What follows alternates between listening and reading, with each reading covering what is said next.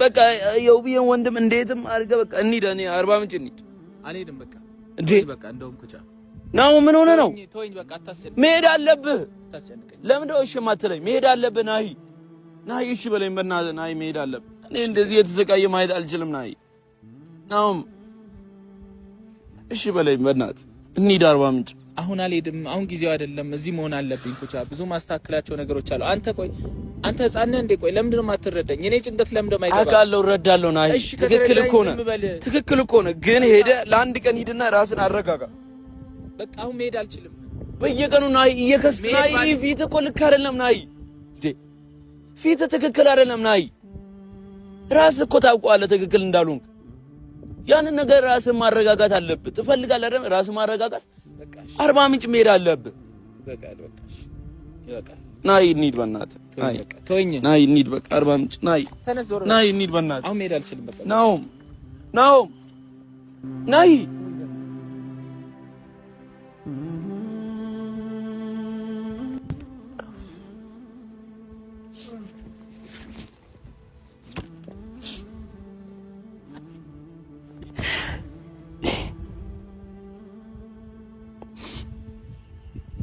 አላቅም። ቤተሰብ ነገሮችን እንዴት ማስተካከል እንዳለብኝ አላቅም። በቃ ግራ ገብቶኛል።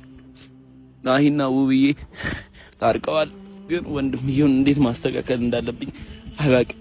በቃ ናሂ በጣም የተሰቃየ ነው፣ በጣም ከምላችሁ በላይ ቤተሰብ። እኔ ከጎኑ ነኝ፣ ግን በየቀኑ የተከፋ ያለቀሰ ማለት አልችልም። በቃ በጣም የተሰቃየ ነው። ለዛ ነው አርባ ምንጭ እንደሄደ የፈለኩት። አይላችኋል። አሁንም አልሄድም ብሏል። አላቅም እንዴት እንደማስተካከል እንዳለብኝ ግራ ነው የገባኝ። ናሂና ውብዬ ወደ ቀድሞ ተመልሰው አብረው የሳቁ ያንን ነገር ነው አሁን ላይ ማየት የናፈቀኝ። ምንም ነገር የናፈቀኝ ነገር የለም። በቃ አብረው ተመልሰው የሳቁ ምናምን ያንን ነገር ነው ማየት የምፈልገው። ግን ያንን ነገር ለማየት በጣም በቃ ከባድ ነው። ምን እንደምላችሁ አላቅም ቤተሰብ።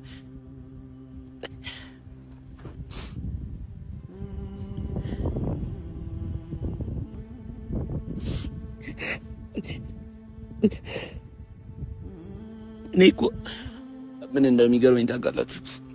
ማልቀስ እኮ አላለቅስም፣ ግን ያው አንድ ነገር የምነግራችሁ ናሂ እንደዚህ አይነት ሰው አይደለም። ውብዬም እንደዛ አይነት ሰው አይደለችም። ሁለቱም ውስጣቸው ላይ መታረቅ ነበር ሀሳባቸው፣ ታረቁ። ግን ነገሮቹ እዛው በቃ ተበታተኑ። በቃ ብራዘሯ መጣ፣ ሌላ ጣጣ ተፈጠረ። እንዴት ማስተካከል እንዳለብኝ አላቅም። አሁን ላይ በጣም ነው ግራ የገባኝ። ናሂ እየሳቀ ውዬ እየሳቀች ያ ነገራቸው ነው በጣም የናፈቀኝ። በጣም የናፈቀኝ። ናሂ አርባ ምንጭ ቢሄድ ቢያንስ ትንሽ ይረጋጋል፣ ትንሽ እንኳን ይረጋጋል። ዛሬ ናሂ እንደዚህ እንዲቀያየር አልሄድም ያለበት ኬዝ በቃ ወንድሟ ነው እያስፈራራው ነው። ጭራሽ ይዤ እሄዳለሁ፣ እንሄዳለን ወደ ፋሚሊ፣ ወደ ቤተሰብ። እሷ ከሄደች ናሂ ምንድን ነው የሚሆነው?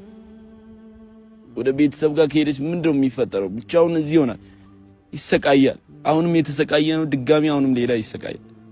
ያንን ነገር እያየው ደግሞ አያስችለኝም። በቃ ምንም መስዋዕትነት ይሁን ምንም ነገር እፈጥራለሁ፣ እዚህ ለማስተካከል የምችለውን ነገር እሞክራለሁ።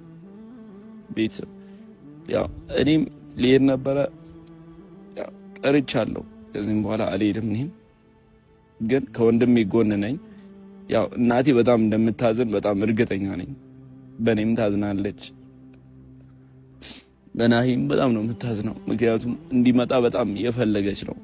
ምክንያቱም ናሂ እየተሰቃየ ማየት አላስቻላትም። ማዘር አባቴም እንደዛው በጣም ናሂ እንዲመጣ ይፈልጋል። እያለቀሰ ነው ፋዘርም። ነገሮች እንዴት ማስተካከል እንዳለባቸው ሁሉም ሰው ነው ግራ የገባው። የታረቁ ቀን ናሂና አንድ ነገር ንገራቸው። የታረቁ ቀን ናሂና ውብዬ ማዘር እንዳየች የፈጠነ ነበረ ለኔ ስልክ የደወለችልኝና በጣም ነበረ ያኔ የተደሰቱት። በጣም ደስ የሚል ነገር ነበረ። ግን በዛው ቀን መጣ ያ ሰይጣን ሰው መጣ። ያው እንደዚህ ብዬ መሳደብ አልፈልግም፣ ግን በቃ እያደረገ ያለው ነገር ነው ያስጠላ ነገሮችን እያደረገ ነውና እሱ መጣ፣ ሁሉም ነገር ተበላሽ እና በቃ በጣም ነው ግራ የገባኝ። ናሂ ብቸኛ ነው አሁን ላይ ማንም የለው ማንም በቃ የተሰቃየ ነው እያለቀሰ ነው። ድሮ የሚስቀው ናሂን ለማየት አሁን ላይ በጣም ከባድ ነው። ለ20 ለ30 ደቂቃ ነው የተደሰቱት ሁለቱም። ግን ያው ወንድሟ መጣ አበላሽው እና ያው ቤተሰብ በቃ ምን እንደማደርግ አላቅም። ሁላችሁንም አመሰግናለሁ። ደውላችሁ ለምትጠይቁን፣ ኮሜንት ላይ ለምትጽፉ ሁላችሁንም እግዚአብሔር ያክብርልን። እንወዳችኋለን።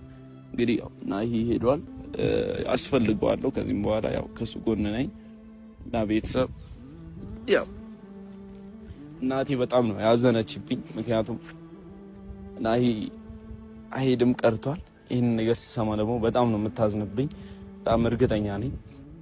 ያው ምንም ማድረግ አይቻልም፣ በግድ የሚሆን ነገር የለም እና ከናሂ ጎን ደግሞ አስፈልጋለሁ። እስቲ ናሂ ጋር ሄጄ ያው በቃ አልሄድም ብሏል። እስቲ ቀኑን ጠብቀን አብረን እንደምንሄድ ተስፋ እናደርጋለን። ቤተሰብ ወዳችኋለሁ። ሰላማችሁ ይብዛልኝ።